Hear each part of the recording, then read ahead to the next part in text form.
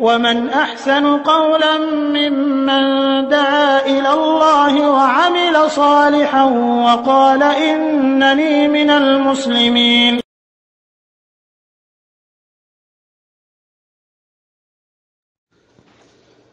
ওয়ালাইকুম আসসালাম রহমতুল্লাহি ওয়া বারাকাতুহু। এক মুহতারাম প্রশ্ন করেছেন যে তার বাবা মায়ের মধ্যে প্রায় ঝগড়া হয়, 2 দিন পর পরই এরকমভাবে ঝগড়া হয়।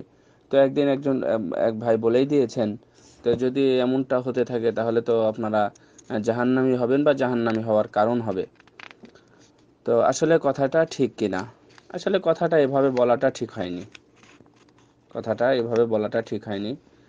প্রথম কথা হচ্ছে মানুষ, আর দ্বিতীয় কথা হচ্ছে স্বামী স্ত্রী। 2 ভাই যখন এক জায়গাতে থাকবে, অথবা ভাই বোন অথবা 2 বোন যখন এক জায়গাতে থাকবে, তখন তাদের মধ্যে গন্ডগোল হবে এবং এটাই স্বাভাবিক। যদি অস্বাভাবিক হয় তাহলে গন্ডগোল যদি না করে তাহলে বুঝতে হবে সে ফেরেশতা। কারণ পৃথিবীর যুগে যুগে মানে সব সময়, সেটা বড় হোক ছোট হোক, নবী আউলিয়া পরেজগার দরবেশ যাই হোক না কেন, তাদের সবার মধ্যেই মানে বিভিন্ন ধরনের রিপু আছে। তো রাগ এটা মানুষের স্বাভাবিক, এটা মানুষের হতেই পারে। আর স্বামী স্ত্রীর মধ্যে ঝগড়া হতে পারে, কিন্তু এটা যেন কোনো গুনার কারণ না হয়ে যায়। যেমন মানে মায়ের ব্যাপারে, বিশেষ করে মা বলতেছি, সরি, মানে মেয়ের ব্যাপারে বলা হয়েছে যে সহিহ বুখারী এবং মুসলিমের হাদিস, ইবনে আব্বাস রাদিয়াল্লাহু তাআলা আনহু থেকে বর্ণিত, সালাত আল কুসুফ বা খুসুফের মধ্যে হাদিসটা উল্লেখ হয়েছে যে রাসূল সাল্লাল্লাহু আলাইহি ওয়াসাল্লাম জাহান্নাম দেখলেন, তো অধিকাংশ মানুষকেই দেখলেন নারী, জাহান্নামীরাই নারী। সাহাবীগণ জিজ্ঞাসা করলেন কেন? বললেন যে তাদের মানে স্বামীর অবাধ্য হয়, স্বামীর কথা ভালো করে শোনে না, স্বামীর কথায় সন্তুষ্ট থাকে না, বা স্বামীর দেনা পাওনাতে তারা সন্তুষ্ট থাকে না, অসন্তুষ্ট থাকে, বা কৃতজ্ঞতা প্রকাশ করে না, অকৃতজ্ঞ থাকে। এই জন্যই তারা বেশি বেশি জাহান্নামী। এটা হচ্ছে একটি কারণ। এই কথাটা মাথায় রেখে পরবর্তী কথাগুলো বলতেছে, এটা যেন মাথায় থাকে, তারপরের কথাগুলো বলতেছে। এরপরেও স্বামী স্ত্রীর মধ্যে ঝগড়া হবে, আর এই ঝগড়ার মেয়াদ 1 দিন 3 দিন 5 দিন করে আমি একবারে মৃত্যু পর্যন্ত চুপ থাকবো এমনটা না। ঝগড়া হওয়াটা মানুষের স্বাভাবিক অবস্থা, এটা মনে রাখবেন।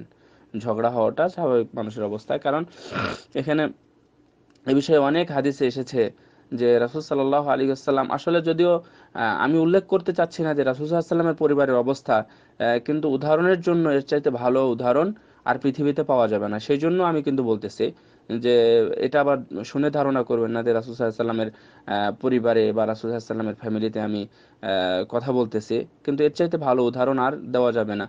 রাসূল সাল্লাল্লাহু আলাইহি ওয়াসাল্লাম এবং আয়েশা রাদিয়াল্লাহু তাআলা আনহা এবং হাফসা রাদিয়াল্লাহু তাআলা আনহা এর মধ্যে যে কাহিনীগুলো ঘটেছিল, সম্ভবত আপনাদের মানে কারো অজানা তেমন থাকার কথা নয়।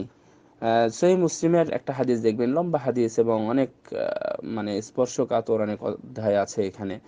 সহিহ মুসলিমের 1479 নম্বর হাদিস এটা। তো এখানে অনেক কথা উল্লেখ করা হয়েছে এবং এটা কিতাবুত তালাকের মধ্যে এসেছে। প্রথমত তাদের সতীনের মধ্যে বিভিন্ন ধরনের কথাবার্তা হতো। তো একটা জিনিস মনে রাখবেন, এটা কিন্তু মানুষের স্বাভাবিক অবস্থা, প্রথমে বলেছি আবার বলতেছি, এই স্বাভাবিক অবস্থা হওয়ার জন্যই আল্লাহ রাব্বুল আলামিন এই ধরনের অধ্যায় কিন্তু আমাদের সামনে উপস্থাপন করেছেন, বা উপস্থাপন বলতে এই ধরনের অধ্যায়গুলো আমরা পেয়েছি। যদি আল্লাহ রাব্বুল আলামিন চাইতেন যে তাদের মধ্যে কিছুই হবে না, শুধুমাত্র তারা ফেরেশতার মতো জীবনযাপন করে দুনিয়া থেকে চলে যাবেন, তাহলে কিন্তু মানে কোনো সমস্যা হতো না। এবং এটা হতো, চাইলেই আল্লাহ রাব্বুল আলামিন চাইলেই পারতেন, কিন্তু জাস্ট মানুষের স্বাভাবিক অবস্থা মানুষের ইচ্ছা শক্তির উপরে ছেড়ে দিয়েছেন। এবং ঠিক এমনটাই ঘটেছিল রাসূল সাল্লাল্লাহু আলাইহি ওয়াসাল্লামের পরিবারে। এবং ওমর রাদিয়াল্লাহু তাআলা আনহু এখানে অনেক কথা বলেছেন, সরাসরি আয়েশা রাদিয়াল্লাহু তাআলা আনহার কাছে সরাসরি মুখোমুখি হয়েছেন, যখন পর্দা বিধান নাজিল হয়নি। তো মুখোমুখি হয়ে বলছেন যে কি খবর, আমি শুনেছি যে তোমরা রাসূল সাল্লাল্লাহু আলাইহি ওয়াসাল্লামকে কষ্ট দিয়েছো। তারপরে বলছেন যে কেন, কি হয়েছে ইবনুল খাত্তাব, কি হয়েছে, মা আলাইকা ও মালিকা, যে তোমার কি হয়েছে বা আমার সাথে তোমার কি এমন ঝগড়া কিসের?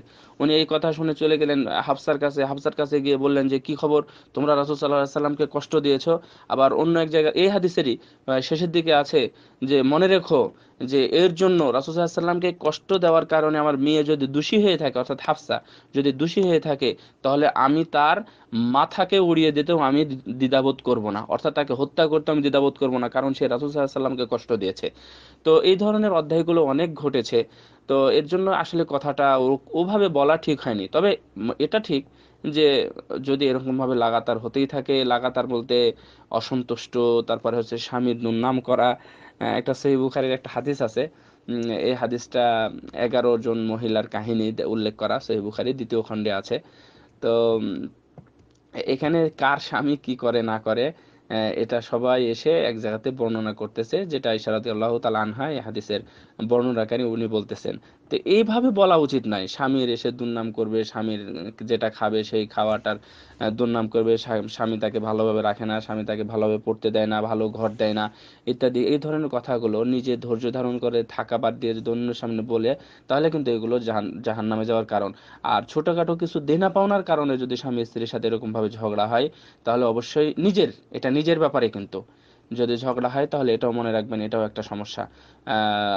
আবু সুফিয়ান রাদিয়াল্লাহু তাআলা আনহুর স্ত্রী জানেন যে হিন্দা রাদিয়াল্লাহু আনহা, তো উনি রাসূল সাল্লাল্লাহু আলাইহি ওয়াসাল্লামের কাছে গিয়ে বলছেন যে দেখেন আমার স্বামী একটু কৃপণ, তো অনেক সময় এমন হয় যে আমরা চলাফেরা করতে পারি না, মানে তার যে ব্যয়ভার খরচ, সুবহানাল্লাহ। দেখেন আবু সুফিয়ান কত বড় বিখ্যাত একজন ব্যক্তি, যিনি প্রায় পুরো জীবনটাই, মানে জীবনের অধিকাংশ জীবনটাই উনি কাটিয়ে দিয়েছেন ইসলামের বিপক্ষে। অথচ সেই আবু সুফিয়ান এবং তার স্ত্রী রাসূল সাল্লাল্লাহু আলাইহি ওয়াসাল্লামের কাছে কত অনুগত গিয়ে, তো গিয়ে বলছেন যে আমি কি তার কাছ থেকে সম্পদ নিতে পারি, না বলেই, অর্থাৎ চুরি করে, মিন্স এরকম ভাবে নিতে পারি? তখন রাসূল সাল্লাল্লাহু আলাইহি ওয়াসাল্লাম বললেন যে হ্যাঁ তুমি নিতে পারো। তো এ ধরনের কোনো অধ্যায় যদি থাকে তাহলে সেটা মেটানোর চেষ্টা করতে হবে। আল্লাহ যেন আমাদের মানে এই সব অধ্যায় থেকে বেঁচে থাকার তৌফিক দেন। আর আরেকটু কথা বলি যে ওয়াসওয়াসা আছে, দেখবেন মিশকাতের মধ্যে, কিতাবুল ইমানের মধ্যে আছে যে শয়তানের মধ্যে প্রতিযোগিতা হয় এবং শয়তানকে যে স্বামী স্ত্রীর মধ্যে দ্বন্দ্ব বাধায় তাকে সে নিকটে করে নেয়, শয়তানের যে নেতা বা ইবলিস তাকে নিকটবর্তী করে নেয় যে তুমি একটা ভালো কাজ করেছো, স্বামী স্ত্রীর মধ্যে ঝগড়া লাগিয়ে দিয়েছো। সুতরাং এটা কিন্তু মানে শয়তানি ওয়াসওয়াসা থেকে আসে, আমাদের সাবধান থাকা উচিত।